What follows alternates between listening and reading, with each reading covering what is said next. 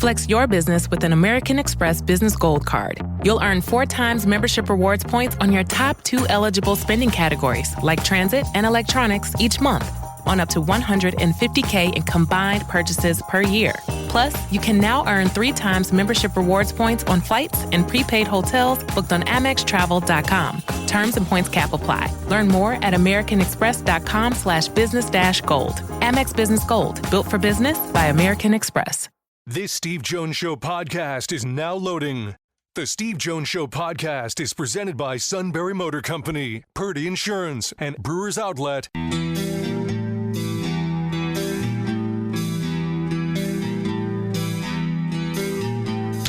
Bringing you an in-depth look at Penn State sports and more. This is the Steve Jones Show on News Radio 1070 WKOK.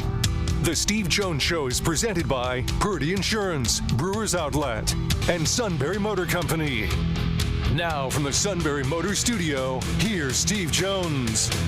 Great to be with you today. Brought to you by Brewers Outlet, Reagan Street in Sunbury, the beverage supermarket. Yes, stock up now for the Final Four coming up. And then the Frozen Four the weekend after that. BU, really? Actually, they're really good. But you know what? So's Penn State. That's what I love about it. Imports Domestics Microbrews, the best selection of beer anywhere. Wine coolers, waters, soft drinks, and by the way, plenty of snacks because Todd gives up his. That means there's a lot. He's not a snacker. It's the way it is. Yeah? Just not a snacker. That's fine. Rest of us love snacks. It's more for the rest of us. Now, there are other things that he partakes at. Wine coolers, water, soft drinks. Roast their peanuts fresh and hot every day. 6 great flavors of slushies. Ready-to-drink cocktails. High Noon, Crown Royal, Jack Daniels. And not only that, the pickle bar led by the Barrels and the Dills, indeed second to none. All at Brewers Outlet, Reagan Street in Sunbury, the beverage supermarket.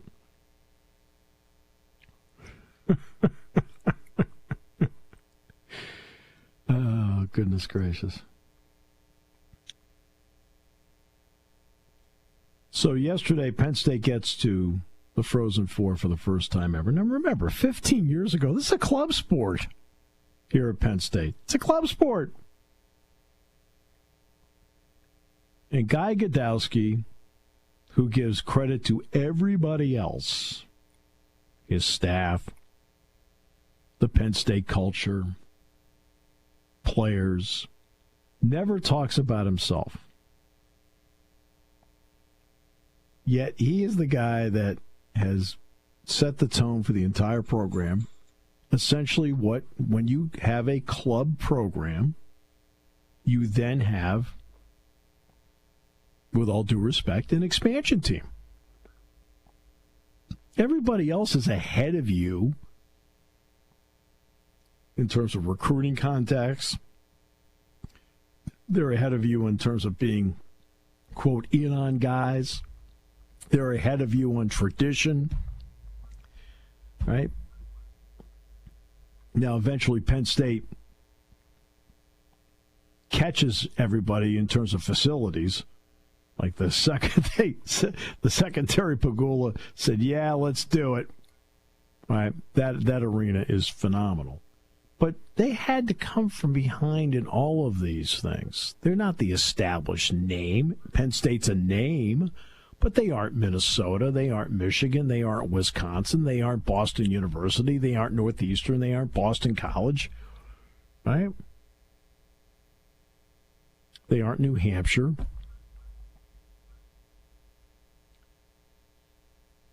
You know, the traditional over and over and over again teams that would be thought of as Frozen Four candidates.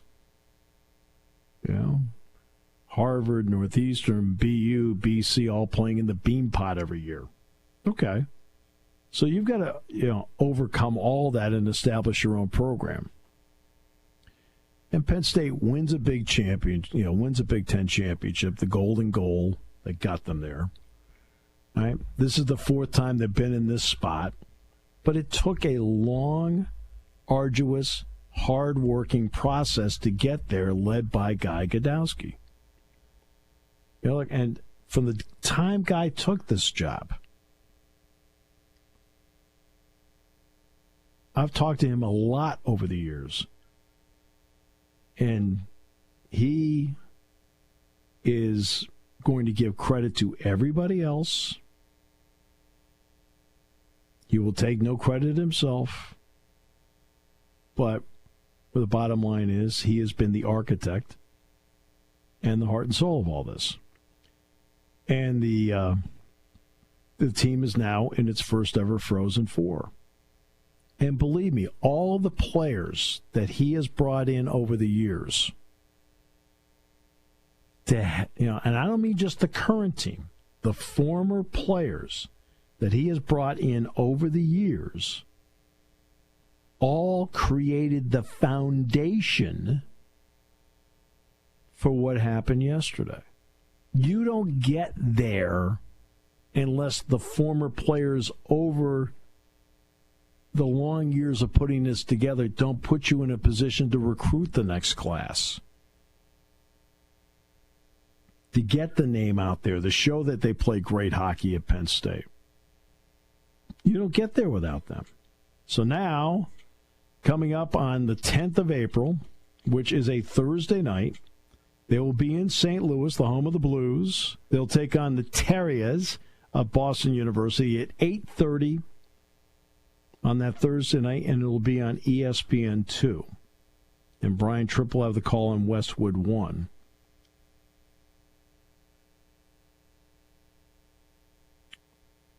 And what a moment yesterday.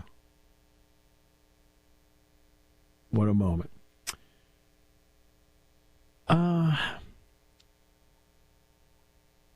Something that is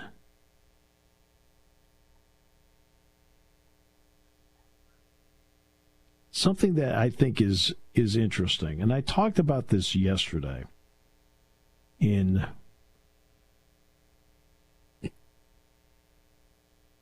the speech I made to the Penn State Quarterback Club. I think they expected me to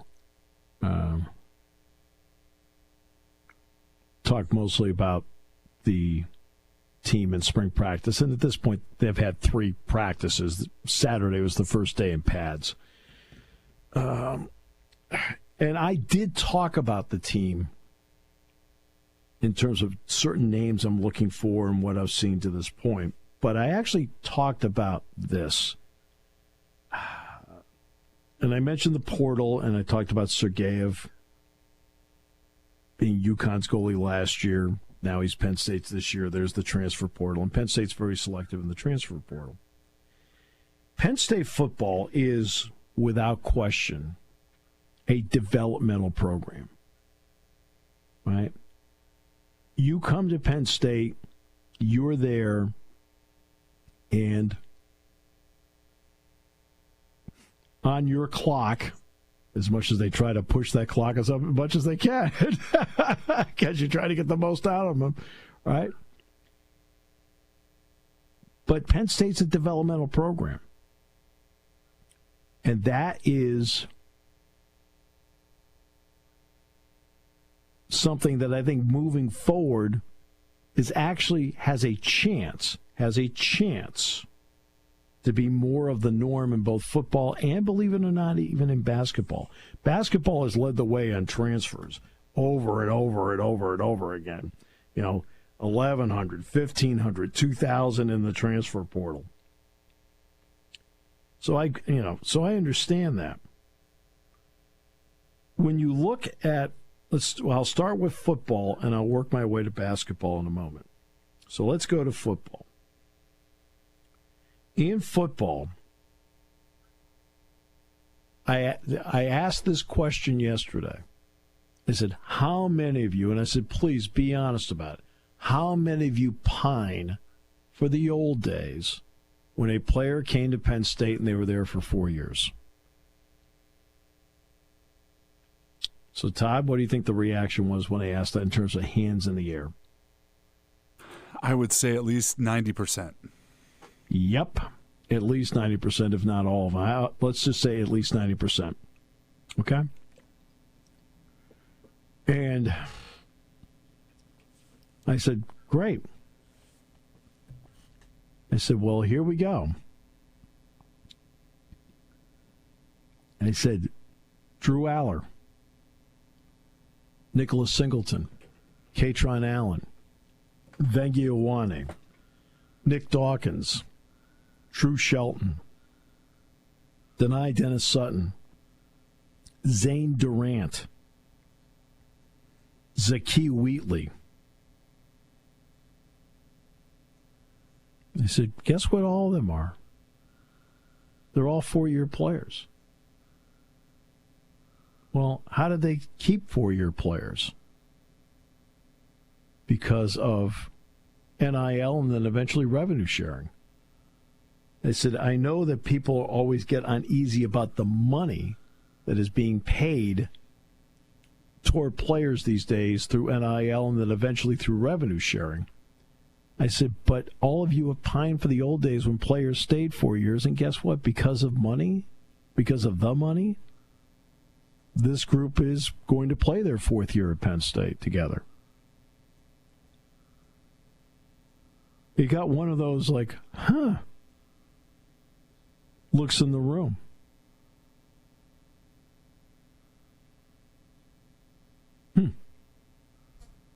Elliot Washington's here for a 3rd year. How about that?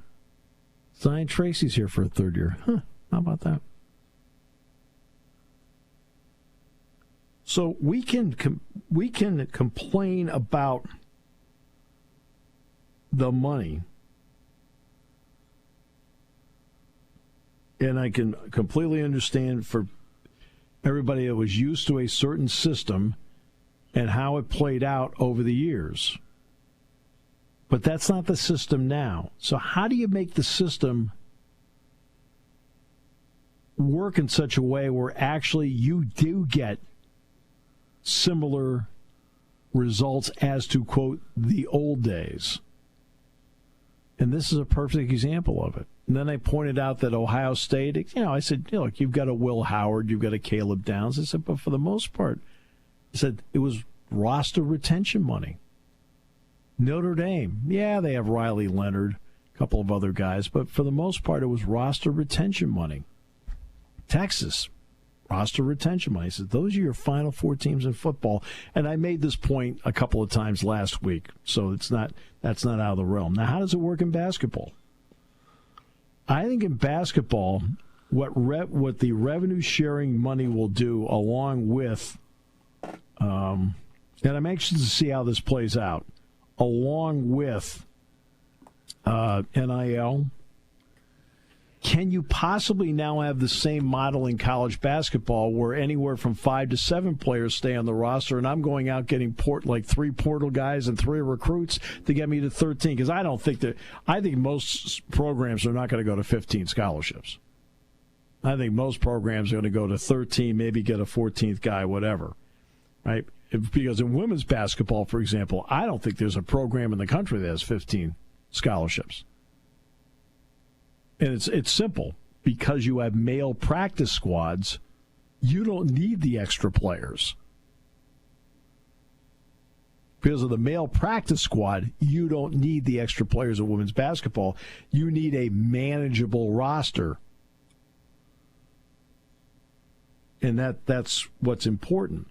Well, I think in men's basketball, I think you're going to see a lot of people stay at 13.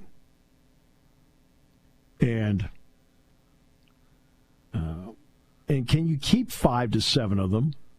And in keeping 5 to 7 of them, where you're developing players, now you're still going to run into, if I ain't starting, I'm departing. I do understand that. Okay? I mean, I do understand that there's going to be, if I ain't starting, I'm departing.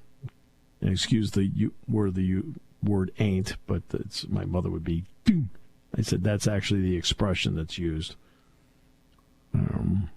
She hated hearing that word. That's why we were banned from using it.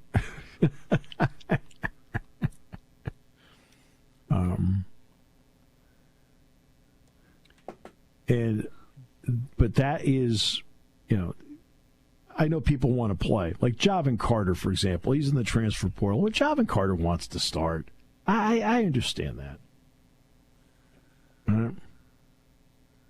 I mean, so I do want. So there's times I do understand elements such as that. But if you can get into a developmental situation in basketball where you can somehow maintain, because of money, 5 to 7 of your players, recruit 3, transfer portal 3, that's how you get to 13.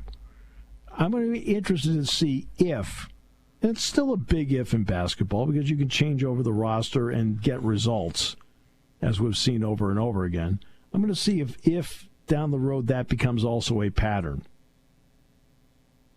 Now, let's take Iowa. Iowa has so many guys in the transfer portal, they can't do that.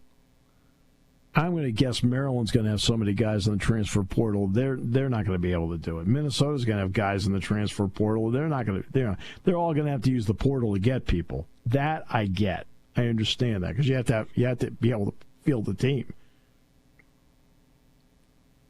That's a big part of this. Can you field the team? That's why when you have coaching changes, that's going to happen. But I'm interested to see, because we're seeing it in football, roster retention money is being used in football, and now suddenly Penn State, for example, has a healthy number of four-year players in the program. And it makes a tremendous difference. Can you somehow get that in basketball? Because basketball has skewed older. It's gone with the Mike Bray thought process of, hey, I need to stay old. Well, because of the transfer portal, teams are staying old. 70% of the starters in the SEC, which had a phenomenal year with 14 schools making it into the NCAA tournament, okay? Half the Final Four, half the Sweet 16 happen to be that. Half the Elite Eight happen to be SEC, and half the Final Four is SEC. Right? Well, 70% of the starters in the SEC this year were seniors.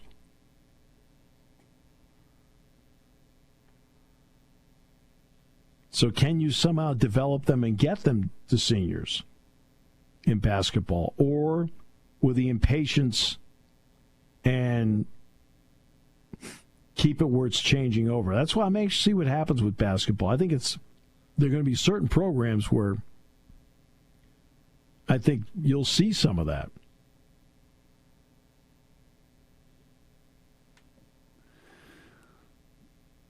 I did see in one of the Kevin Willard stories that I read yesterday that was one of his issues, that he thought that they would get a greater percentage of the $20 million than the 5% Maryland was going to give them.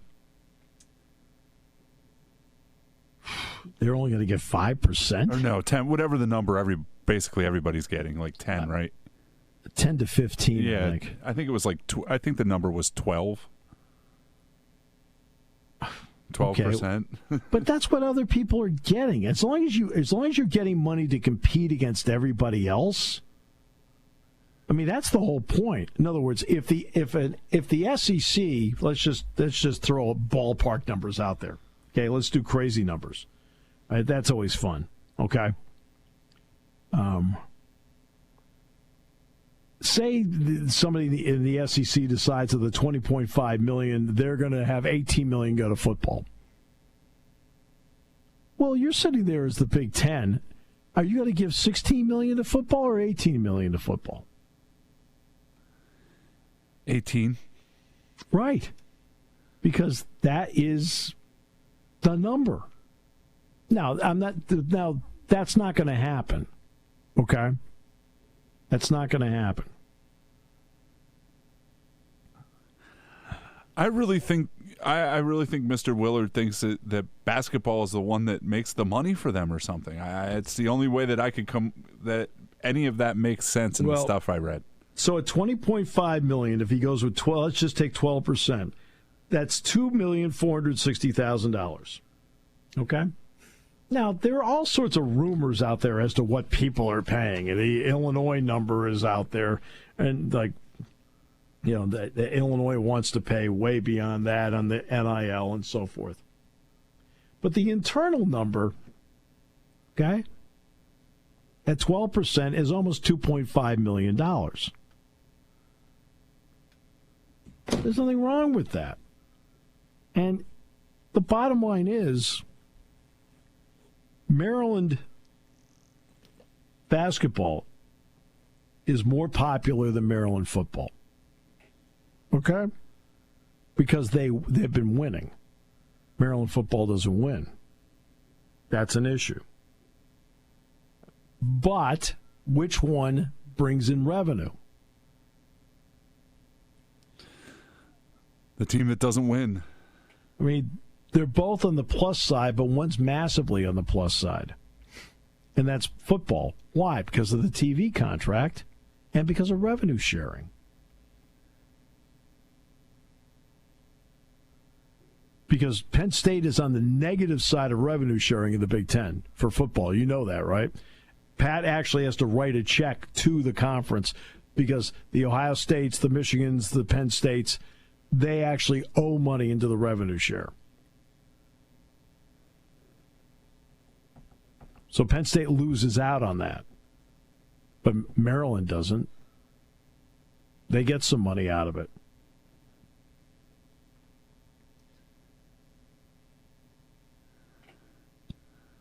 And they get the TV deal, which is the same as everybody else.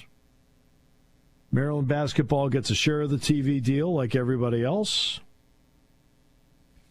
And he is, you're talking about a coach that was at Seton Hall where everything at Seton Hall meant everything. Basketball meant everything to Seton Hall. Oh, the baseball program's great. Please, let's deal in reality here. They're fine. Basketball. No basketball, there is no baseball team at Seton Hall. Simple as that. It really is that simple. And then he's going now to where? Where is he going? Villanova. Guess what Villanova doesn't have? A significant football situation because they're FBS. So in other words, he's back to ruling the roost where he is the number one sport on campus. Now, while Maryland basketball may be the more popular sport on Maryland's campus, economically it is not the most important sport. Football is. And by the way, Maryland does not sell out their basketball games anymore. It's been a mixed bag. They finally got people, like last year's team, there were a lot of empty seats in that arena last year because they were okay, not great. That was the other essence of the story, is basketball draws, but they're fair weather fans. Well, they weren't winning. Yeah. I mean, they weren't winning.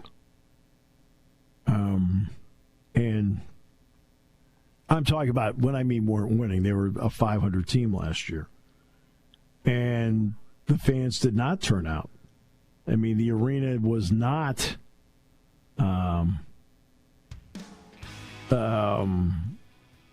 it was not a hot ticket. How about that?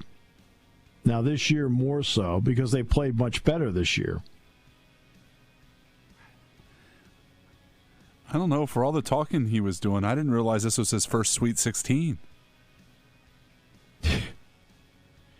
Yeah, well. I was going to say, he was talking like he was Danny Hurley. Yeah. He's an interesting guy. I'll leave it at that. Yeah. I don't think Maryland's sad he's gone at this point. Remember the story Merrill Reese talking about when Chip Kelly left? He says the secretaries weren't crying. He says that tells you a lot. Something tells me the secretaries weren't crying in the office. Last week was our first playoff game, and my plaque psoriasis was so itchy under all my gear. Sometimes just thinking about scratching could take me out of the moment. And then my doctor told me I could get clearer skin with a pill called Otezla. Otezla apremilast is a prescription medicine used to treat adult patients with plaque psoriasis for whom phototherapy or systemic therapy is appropriate. Otezla can help you get clearer skin after just 4 months. Okay, ready for the next game. Talking to my doctor about a pill was a total game changer. Don't use Otezla if you're allergic to it. Get medical help right away if you have trouble breathing or swallowing, swelling of the face, lips, tongue, throat, or arms. Severe diarrhea, nausea or vomiting, depression, suicidal thoughts, or weight loss can happen. Tell your doctor if any of these occur and if you have a history of depression or suicidal thoughts. Live in the moment. Ask your doctor about Otezla. Call 1-844-4-OTEZLA or visit Otezla.com for prescribing info about cost, and more. Today. There's something to be said about a sale with a handshake, a service technician who really knows what he's doing. They can explain it in English what the problem is.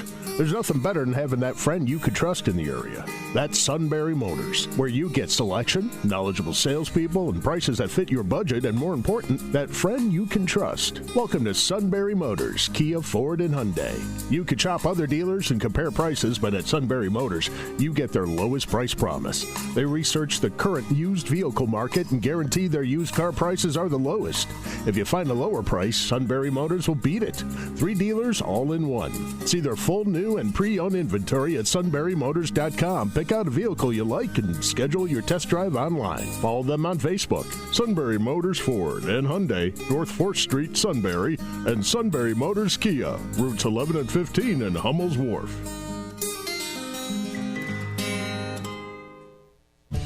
Hi, this is Season. For over 100 years, the Purdy Insurance Agency has been protecting families and businesses of the greater Susquehanna Valley and beyond. With the experience of our trained and knowledgeable staff, you can rest assured that your needs will be evaluated and met by some of the industry's best representatives. No matter what your insurance needs are, call Purdy Insurance today at 570-286-5855. Visit our website at purdyinsurance.com or check us out on Facebook to see what we can do for you.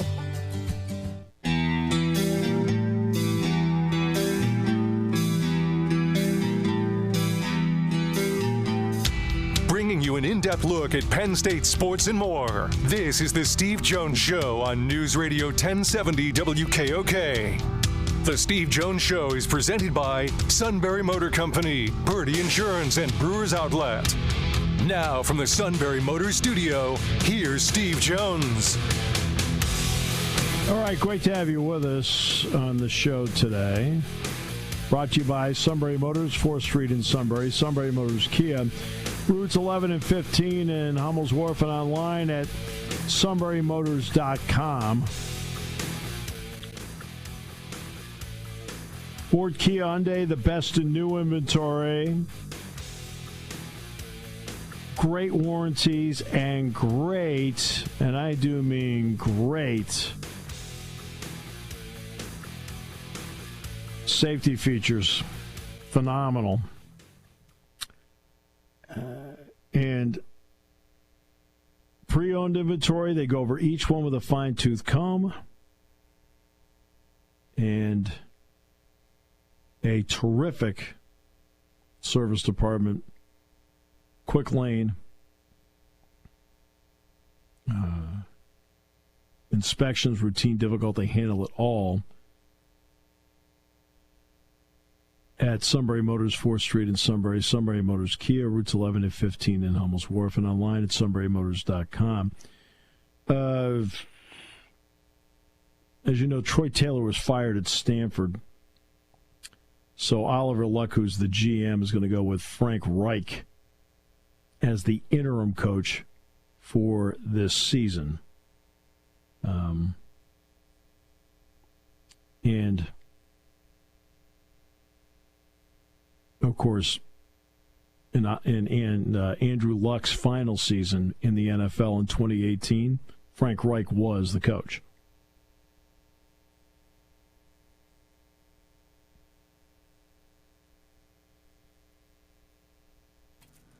So there you are. I wouldn't have guessed it was that long ago. Yeah. Jimmy Haslam, who's the owner of the Cleveland Browns, came out and he said, when it comes to Deshaun Watson, he said, quote, it was a big swing and miss. Now, you know, people don't admit to anything these days. But he did. It's fairly obvious, but at least he said it. We thought we had the quarterback. We didn't, and we gave up a lot of draft picks to get him, so we have to dig ourselves out of that hole.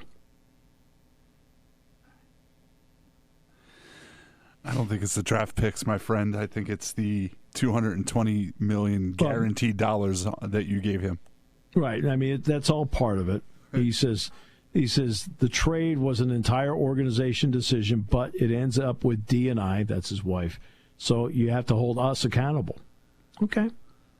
And not only that, but they also made a bad error in judgment because you're talking about a player whose off-the-field judgment was called dramatically into play. That's why this Final Four thing strikes me. Bruce Pearl, show cause penalty. Kelvin Sampson, show cause penalty. Todd Golden, off-the-court investigation this year. Maybe people didn't think he'd get through Christmas. They're all there. Then there's John Shire, whose name rhymes with choir. He's good.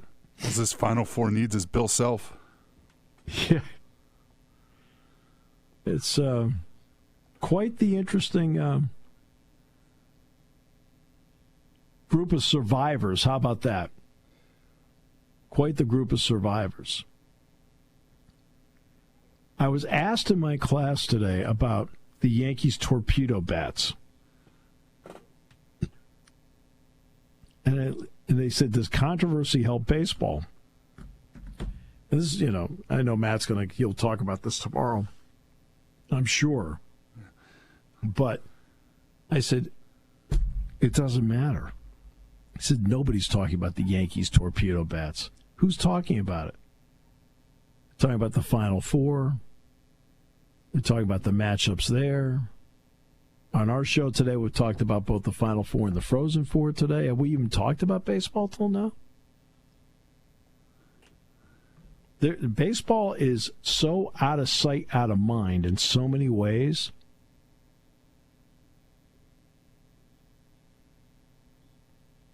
And they've caused that themselves. I mean, baseball has caused that themselves. They have put themselves off the radar.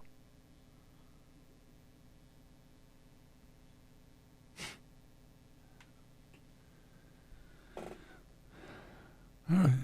No, I mean, nobody cares if the Yankees are hitting home runs. Matt does. That's his team. But, I mean... I was going to say, we got about 2 weeks left. I would say after the Masters, people realize baseball started. Yeah, but then you get the NBA playoffs starting. You got the Stanley Cup playoffs starting. And in all those markets, it's a big deal. And that's a lot of markets. And a lot of national TV coverage. And a lot of talk show coverage. Then you got the NFL draft. Well, what are people going to talk about? The NFL draft? Or do you think they're going to sit there and talk about, hey, baseball's being played? Let's talk about the draft. Because that's what people are interested in. That's why I laughed. And it's amazing how people do not understand their surroundings and who they are. I'm watching the bottom. I was watching something, and so it scrolled across the bottom. That ESPN had contingencies in case the UFL players went on strike. Excuse me? I sat there and went, what? Are you out of your mind? It's like when Angel Reese was talking about the WNBA players going on strike. You have to be a product that people will miss.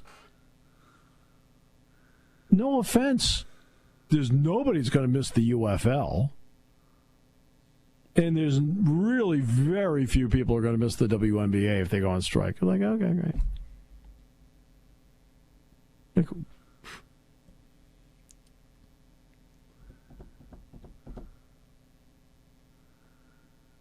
Once they find out you're not necessary to life, they forget completely about you.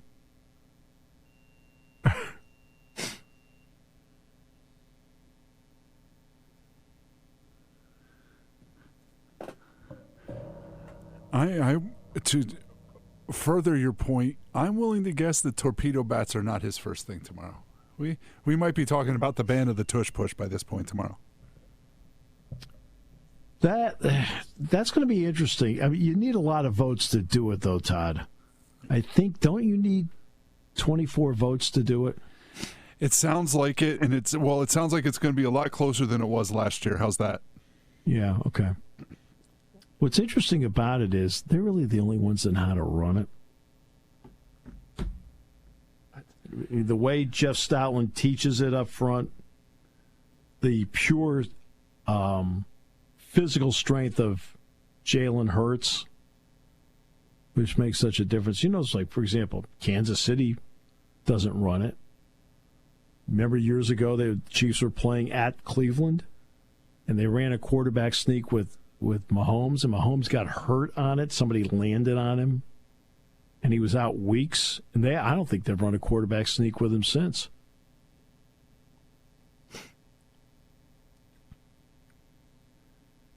Now, in terms of a pure quarterback sneak with no push, the best I ever saw run it was Brady. And Bill O'Brien told me that in training camp, that was always the first play they put in, was that play. The push, obviously, this is an outgrowth of the of Reggie Bush and Matt Leinart on the college level, which has now been taken to the pro level. But the Eagles are the only ones that really know how to run it. And that might be the biggest problem the Eagles have in keeping it.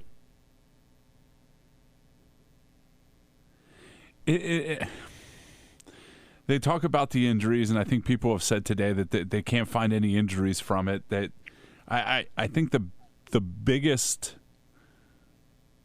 reason to ban it, I guess, would be, my guess is the best reason to ban it that I've seen so far is it's illegal for the defense on the field goals to push into the rear like that, you know, to cave in the middle. So why is it legal for the offense to do it? But then again, the offense is allowed to do a lot of different things the defense isn't allowed to do in the NFL. Well, one of the reasons is what you're talking about with special teams. The snapper on special teams, which is a longer snap, is vulnerable. That's why they try to stay away from that. Now, you're not allowed to leap over guys. You're not allowed to push over guys, anything like that on kicks. But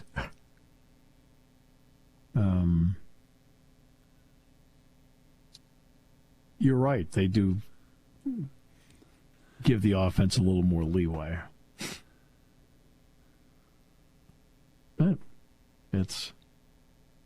What do you think about my point about the possibility, and it's only a possibility, that we see more developmental programs in college basketball because the money will be available between revenue sharing and NIL? I think the coach that figures out how to do it is probably going to be ahead of the game. I think it's going to be a little harder in basketball just because there's more chances of one and dones and two and dones going to the NBA. There's also, you know, I think the mid-major program that figures that out is going to be in a real good spot. Well, take Michigan State, for example. Michigan State, pretty much a homegrown program. So is Purdue. They're both developmental programs, and they've both had success. So I'm surprised there haven't been more, because Purdue was in the national championship game last year. Michigan State's been in, 7 Final Fours under Tom? Yeah. You also have to have the confidence of the success of a Matt Painter or a Tom Izzo to be willing to be that kind of program when you're just starting out as well. Right. There's no question about that. And I think, you know, that does make a difference.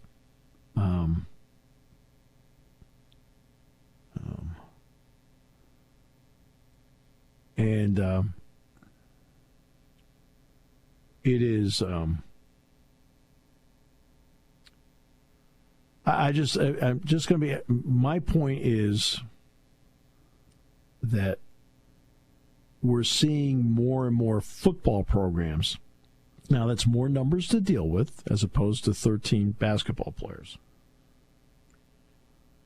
And you can change over a roster quicker in basketball because you have fewer numbers. But 4 developmental programs that had roster retention money were the ones that made the Final Four last year. I mean, let's,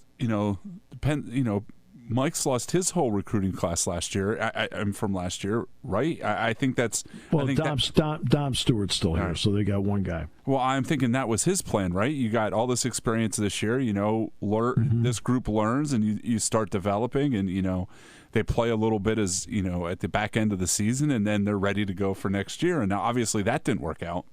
Right. And again, you're going to run into... the I ain't starting, I'm departing mentality, which I understand. Like in a Javin Carter's case for Penn State, he wants to start and he sees Caden Mingo coming in. Okay, now the idea is that they want to make sure he's here for a while.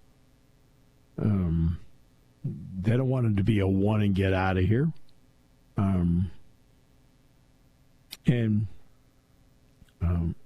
That is...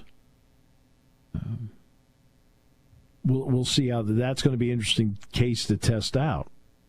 You look at Michigan State. Michigan State's got a lot of guys back.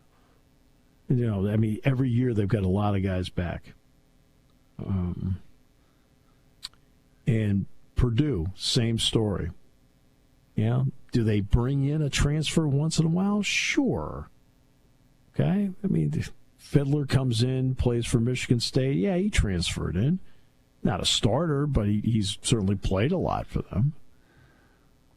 Talked about Jones last year with what he meant to Purdue in their lineup. Well, it meant a lot.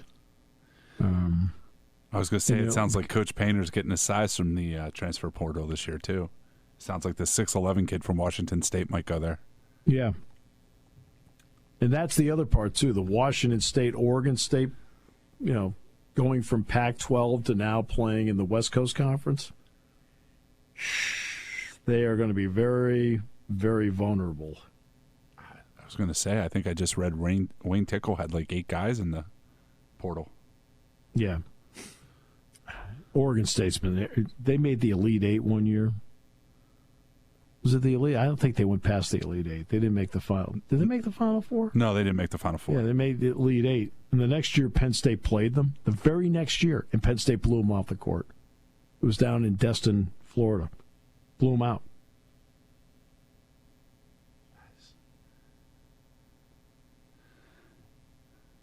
So, it's going to be, people are going to do it their own way.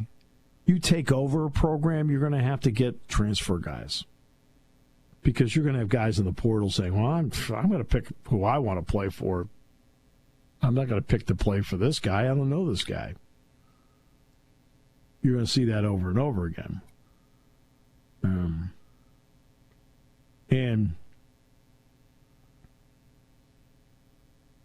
so that part will come into play. But it's going to be interesting to see that. And my point is not about, it's for the good of dear old state. No, my point is the money being available might cause that. Penn State has roster retention this year because of money. Ohio State had roster retention last year because of money. Notre Dame had roster retention because of money. Can the same thing happen in basketball?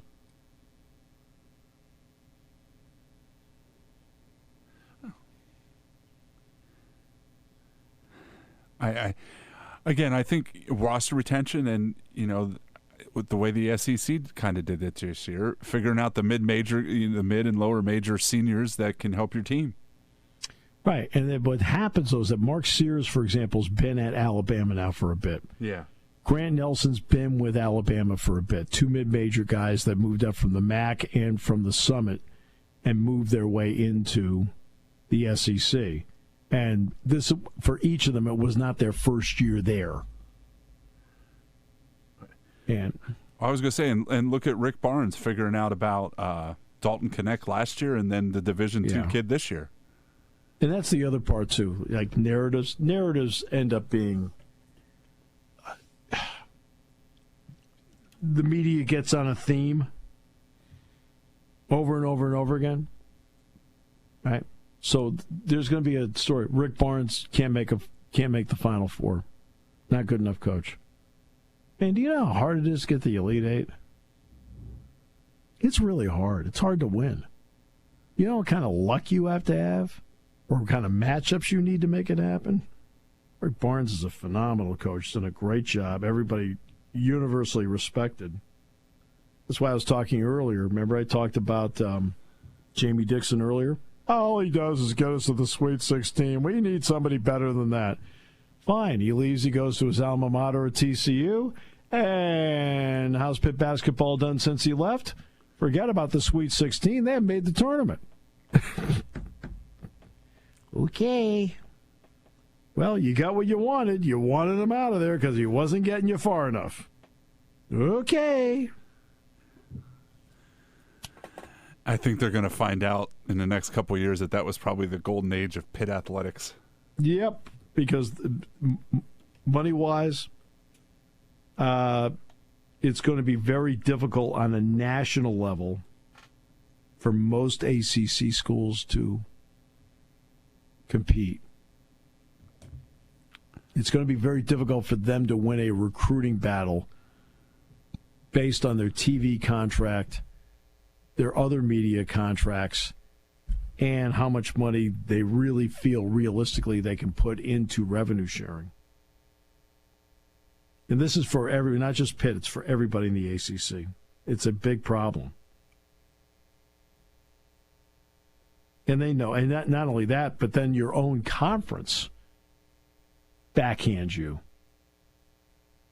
Well, in order to keep Florida State and Clemson in line with all of us or whatever, we're going to put together this revenue share where the top four get more of a share. Oh, and the rest of you are going to have to take 7% less. Well, Pitt's in the rest of you category. Syracuse is in the rest of you category. BC is. Virginia is. They're all going to have to take 7%. Your own conference is taking money away from you. That's not good. And then your NCAA tournament basketball distribution is going to be less because of the House settlement and also because the ACC is not getting teams into the tournament. So that's going to be less. So where do you come up with the money to compete against somebody else? Where do you get that? Now, this whole thing, it's going to be, a week from today? They'll meet in the courtroom. This thing is going to have so many lawsuits. Everybody's just going to keep doing their own thing until told otherwise.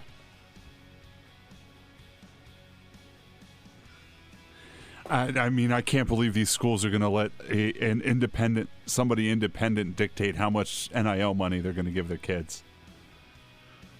Well, see, she made that point. That's why when it came up back in the fall,